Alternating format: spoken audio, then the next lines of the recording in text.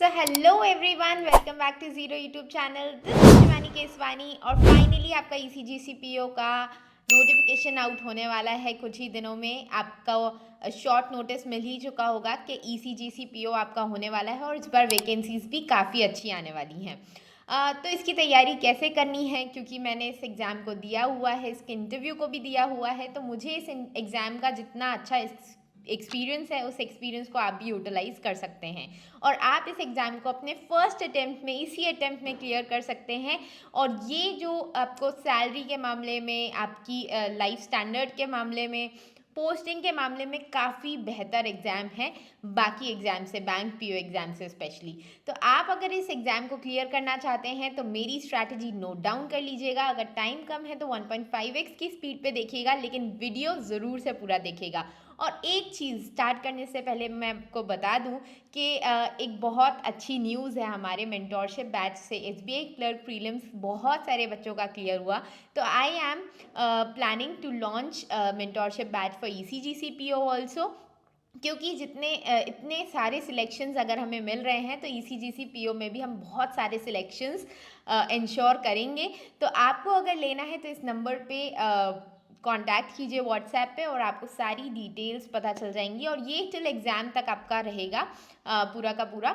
और इसमें हम आपको इसमें क्या क्या प्रोवाइड करने वाले हैं ये मैं वीडियो के अंदर बताऊंगी।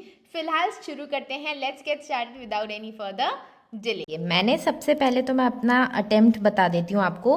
मैंने 151st अटेम्प्ट में किया था स्कोर, ठीक है। अब ये कैसे पॉसिबल हुआ, और आप ना इससे ज़्यादा स्कोर कर सकते हो बहुत ही आराम से। मतलब ये सारे जो टॉपिक्स हैं ना आपके, ये एक तो लेवल जो होता है ना एग्जाम का उतना टफ नहीं होता है। PO प्री के हल्का सा ऊपर होता है, ठीक है। मेंस के कहीं भी करीब नहीं होता है। क्वेश्चंस आपको मैं दिखा देती हूँ। प्रीवियस ईयर के क्वेश्चंस के बेसिस पे ही मैं आपको स्ट्रैटेजी देने वाली हूँ, तो आपको भी बहुत ईजी लगेगा, ठीक है। देखो, सबसे पहले तो हम रीजनिंग से स्टार्ट करेंगे। 50 क्वेश्चन 50 नंबर के, highly scoring topic, highly scoring, बहुत ही ज्यादा स्कोरिंग है। यहाँ पे ना आपको puzzle, sitting arrangement, ranking, order and ranking के जितने क्वेश्चंस आते हैं ना, उसमें देखो 6 सेट्स आए हैं आपके। तो ये वाला ना सबसे ज्यादा आपका इंपॉर्टेंट हो जाता है, ठीक है। तो इसीलिए पजल्स आपको बहुत ज्यादा प्रैक्टिस करने पड़ेंगे, ठीक है। इसके बाद डेटा सफिशिएंसी के 3 क्वेश्चन आए। कई बार इसके ना 5 क्वेश्चन भी देखे गए हैं, तो आप इसको बिल्कुल भी हल्के में मत लेना। अब देखो, इसके बेसिस पे मैं आपको ये भी बताती जाती हूँ कि कितने सेट्स आपको, 6 तो सेट्स आपके एग्जाम में पूछे जा रहे हैं, तो कम से कम नहीं तो आप 10 सेट्स तो डेली बेसिस पे सॉल्व करो, जिसमें आपके कुछ पजल्स हों, कुछ सिटिंग अरेंजमेंट के कुछ सेट्स हों और कुछ आपके ऑर्डर रैंकिंग। ऑर्डर रैंकिंग का सिर्फ एक ही करना, एक ही आता है।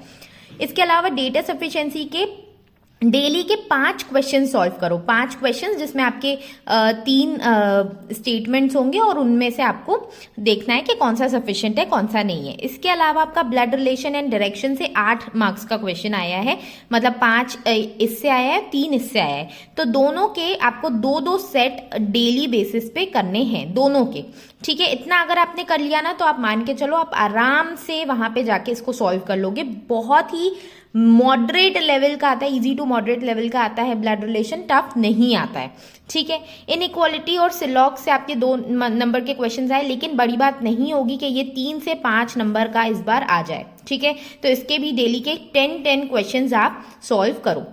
बहुत ही कम टाइम लगता है, आपको पता है इनइक्वालिटी से लॉग्स को सॉल्व करने में कितना ही टाइम लगता है, तो आप आराम से इसको 10-10 क्वेश्चंस तो कर ही सकते हो। साथ में आपका जाता है critical reasoning, highest weightage after आपका पजल्स। तो 8 से 10 मार्क्स के आपके सीधे सीधे क्रिटिकल रीजनिंग के क्वेश्चंस आते हैं। अब इस हिसाब से आपको 10 क्वेश्चंस तो डेली बेसिस पे क्रिटिकल रीजनिंग के भी सॉल्व करने चाहिए।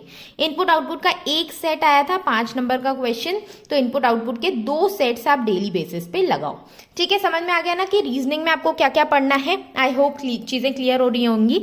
और बाकी अगर आपको लगे ना कि यार मैम मैं ना रोज रोज ये सारी चीजें नहीं कर पाऊंगा, तो आप मुझे थोड़ा सा इजी वाला चीज दे दो, तो हमारा मेंटोरशिप आप ले सकते हो, हमारा मेंटोरशिप बैच, जिसमें हम पूरा टिल ECGC एग्जाम डेट देंगे। अभी एग्जाम डेट हमें पता नहीं है, दिसंबर एंड में एग्जाम होगा आपका कहीं ना कहीं। अगर जनवरी तक भी गया तो no issues, we will provide you mentorship batch till your exam date. और उसमें हम हम एक एक चीज़ आपको बताएंगे डेली बेसिस पे आपको क्या क्या पढ़ना है क्या क्या नहीं, क्योंकि ये आपको बहुत ओवरवेलमिंग लगेगा, क्योंकि अभी तो सिर्फ रीजनिंग है, क्वांट्स में अलग पढ़ना है, कंप्यूटर में पढ़ना है, जीए पढ़ना है, इंग्लिश पढ़ना है, तो ये सब कुछ ओवरवेलमिंग ना लगे। So we provide you with daily to do list. आपको डेली टू डू लिस्ट हम देते हैं जो आपको डेली बेसिस पे सॉल्व करनी पड़ती है। We track you on daily basis कि आप कितना पढ़ाई कर रहे हो, कितना नहीं कर रहे हो। एंड वीकली सेशंस मेरे साथ मिलते हैं जिसमें आई टेल यू कि कितना क्या आपको करना है, तो प्रॉपर गाइडेंस भी आपको मिलता है। ठीक है, तो आप चाहो तो मेंटोरशिप बैच जरूर से ले सकते हो। नंबर मैं आपको बता देती हूँ 9119202035 WhatsApp on this number. Okay, इसके बाद क्वांट्स पे चलते हैं, तो 50 मार्क्स का आपका क्वांट्स भी आएगा। ठीक है, अप्रोक्सीमेशन सिंप्लीफिकेशन से 5 मार्क्स के क्वेश्चंस आए थे। डेली बेसिस पे 10 क्वेश्चंस करो, not more than that. Missing wrong number series से 5 नंबर के क्वेश्चन आए थे, अगेन 10 क्वेश्चन करो। क्वाड्रेटिक नहीं आया था बट डजंट मीन कि अगली बार भी नहीं आएगा, आ सकता है इस बार। क्वाड्रेटिक मैंने लास्ट में इसलिए लिख लिया है, इसके भी 10 क्वेश्चन आपको करने हैं। तो आपका जो स्पीड मैथ्स वाला पार्ट हो गया, 50 क्वेश्चंस डेली आप उसके करोगे। ठीक है, डेटा सफिशिएंसी के 5 क्वेश्चंस आए हैं, 5 मार्क्स के क्वेश्चंस आए हैं, 10 आप डेली बेसिस पे करोगे। ठीक है, अर्थमेटिक के 15 क्वेश्चन आए हैं, मिक्स क्वेश्चंस लगाओ। आई होप आपका सिलेबस कंप्लीट होगा, क्योंकि ईसीजीसी टारगेट कर रहे हो तो आपका सिलेबस कंप्लीट होना चाहिए, इट्स मस्ट। तो आप मिक्स क्वेश्चंस लगाओ डेली बेसिस पे, 30 क्वेश्चंस लगाओ। 15 आपके एग्जाम में दिखेंगे, 30 आपको डेली बेसिस पे लगाने हैं। ठीक है, इजी टू मॉडरेट लेवल के ही क्वेश्चंस आएंगे, डुएबल होंगे। डीआई के 4 सेट्स आपको एग्जाम में देखने मिले थे, डेली के 6 सेट्स आप खुद से लगाओ, that's it, not more than that. 20 marks का सिर्फ डीआई आया था, तो डीआई से ही आप 10+ मार्क्स ले सकते थे। ठीक है, क्लियर है। अब बढ़ते हैं इंग्लिश की तरफ। तो इंग्लिश में क्या है, 40 मार्क्स के आपके क्वेश्चंस हैं और 40 मार्क्स का आपका पेपर है। आरसी के 2 सेट्स आए थे, 2 ही सेट आपको डेली बेसिस पे लगाने, इजी टू मॉडरेट लेवल के। ठीक है, इजी टू मॉडरेट लेवल के आपको लगाने 2 सेट। फ्रेज रिप्लेसमेंट के 4 क्वेश्चंस आए थे, आपको 10 लगाने हैं। ठीक है, एरर के 3 क्वेश्चंस आए थे, आपको 10 लगाने हैं। ठीक है, मिक्स्ड एरर लगाना, मल्टीपल एरर्स वाले क्वेश्चंस लगाना, आजकल वही चल रहे हैं, सिंगल वाला कोई नहीं पूछता। मिसस्पेल्ड आपके 4 आए थे, 10 लगाओ डेली बेसिस पे। सोचो अब मिसस्पेल्ड पूछ रहा है ईसीजीसी पीओ लेवल का एग्जाम मिसस्पेल्ड पूछ रहा है, तो एग्जाम उतना हाई लेवल का नहीं होता है। फिर आपके कनेक्टर्स 2 नंबर के आए थे, ये थोड़ा हार्ड वाला होता है, तो डेली के 15 लगाओ, क्योंकि इसमें ना आपको एक बोलते हैं कि मतलब आपको इसमें अच्छी खासी पकड़ बनाने के लिए आपको डेली बेसिस पे 15 लगाने ही पड़ेंगे। ठीक है, इसके पैराजंबल के 5 नंबर का 1 सेट आया था, डेली के 2 सेट लगाओ, ज्यादा नहीं करना है। ठीक है, फिर क्लोज टेस्ट का आपका 1 सेट आया था, डेली के 2 सेट आप लगाओ। साथ में आपको ये चीज बता दूं, word swap, match the column और फिलर्स, ये दूसरे जो आपके शिफ्ट्स में एग्जाम हुए थे वहां पे ये वाले क्वेश्चंस भी देखे गए, तो इनके भी 10 ईच आपको लगाने हैं। ठीक है, क्लियर है ना। अब बात कर लेते हैं जीए और कंप्यूटर की। जीए का ना सेपरेट एक वीडियो मैं लेके आऊंगी, जिसमें आपको मैं प्रॉपर एनालिसिस दूंगी, किस किस टॉपिक में से कितने कितने क्वेश्चंस पूछे गए। 3 ऐसे टॉपिक्स बताऊंगी मैं आपको, जहां से आपको मैक्सिमम मेजॉरिटी जो आपकी 70-75% क्वेश्चंस आपकी कवर कर लेगी। ऐसे 3 टॉपिक्स मैं आपको बताऊंगी, और वो वीडियो देखने के लिए चैनल सब्सक्राइब जरूर करो, तभी आएगा आपको नोटिफिकेशन कि मैंने वो वीडियो डाल दिया है। अभी के लिए आपको क्या पढ़ना है, क्योंकि उस वीडियो को आने में 3 से 4 दिन लगेंगे, मुझे पूरा एनालिसिस करना पड़ेगा पिछले 3 साल का, तब मैं समझ पाऊंगी कि भाई कौन से क्वेश्चंस एग्जैक्टली पूछे जाते हैं इस पेपर में। इसके अलावा आपको क्या पढ़ना है, आपका एग्जाम दिसंबर एंड माना जा रहा है, तो जुलाई ऑनवर्ड्स आपको जो है पूरा बैंकिंग एंड फाइनेंशियल अवेयरनेस, ठीक है, बैंकिंग एंड फाइनेंशियल अवेयरनेस करना है आपको। साथ ही साथ आपको RBI in news, ECGC in news, ECGC का जो जितना भी हिस्ट्री है, ठीक है, उसका कब बनी थी, नाम कब चेंज हुआ, सारी चीज़ें आपको याद करनी है। ठीक है, इसके शॉर्ट नोट्स भी बना लेना, आप बार बार इसको याद करते रहना पड़ेगा, ये चीज़ आपको इंटरव्यू में भी काम आएगी। तो फिर बैंकिंग एंड फाइनेंशियल अवेयरनेस तो हो गई आपकी, साथ ही साथ आपको स्कीम्स, रिपोर्ट्स और दूसरी जो भी आपकी नेशनल इंटरनेशनल अफेयर्स होते हैं वो भी मोस्ट इंपॉर्टेंट वाले आपको करने रहेंगे।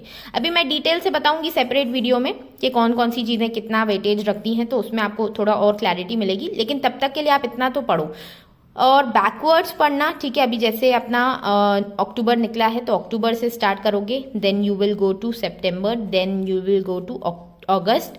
अगस्त से भी स्टार्ट करोगे ना अगर आप तो भी बहुत है, ठीक है। लेकिन कोशिश करो कि जितना भी आरबीआई न्यूज़ है उसको तो कम से कम आप जुलाई से कवर कर पाओ, ठीक है। तो ये था आपका जीए का, but I will bring a separate video जो कि 15-20 मिनट्स की आपकी रहेगी, तो उसमें मैं आपको थोड़ा और क्लियरली बता पाऊंगी, ठीक है।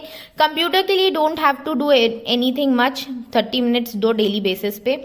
अरिहंत की बुक ले लो, अरिहंत की बुक ले लो और उसको पूरा आप कंप्लीट कर लो, अच्छे से पढ़ लो। एमसीक्यूज लगाओ, जहाँ से भी आपने कोई भी मॉक टेस्ट वगैरह दिया है, मोर एंड मोर एमसीक्यूज लगाओ। और अगर आपको कहीं से एमसीक्यूज नहीं मिल रहे हैं तो अरोरा एजुकेशन नाम का एक चैनल है, वहाँ पे बहुत सारे एमसीक्यूज कराते हैं वो वाले सर, तो आप उनका चैनल फॉलो कर सकते हो कंप्यूटर के लिए। और कुछ भी नहीं करना है कंप्यूटर में। तो this was your strategy for ECG CPO. I hope सारी चीज़ें समझ में आ गई होंगी। एक बढ़िया सा स्क्रीनशॉट ले लो आप। इतना अगर आपने कर लिया ना तो आप बहुत बहुत जीत में हो, मतलब आप आराम से 150 से तो ऊपर ले ही आओगे, ठीक है। मिलते हैं नेक्स्ट वीडियो में, तब तक के लिए टेक केयर, बाय बाय।